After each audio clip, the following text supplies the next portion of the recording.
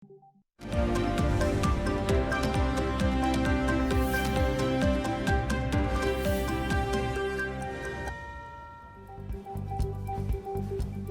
Court में audio leaks commission के खिलाफ चेयरमैन तहरीक इंसाफ इमरान खान और सुप्रीम कोर्ट बार की दरखास्तों पर पहली समाअत आज schedule. Chief justice Sumalatha Bandial की सरबराही में 5 रुकनी लार्जर बेंच समाअत करेगा।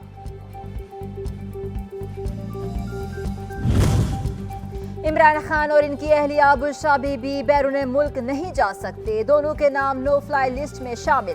फहरिस्त में साबिक वुज़रा समेत 80 से ज्यादा अफराद के नाम भी मौजूद। वजारत दाखिला को पुलिस, नैब और महकमा एंटी करप्शन की जानिब से दरखास्तें दी गई थीं। 9 मई के वाकयात के बाद सिक्योरिटी को सख्त करने के लिए पेशावर पुलिस मुतहरिक। शहर में स्पेशल सिक्योरिटी यूनिट बनाने का फैसला। रेड जोन और कैंट एरियाज की अहम इमारतों की प्रोफाइलिंग मुकम्मल की जाएगी। ऑपरेशनल रूम्स कायम किए जाएंगे।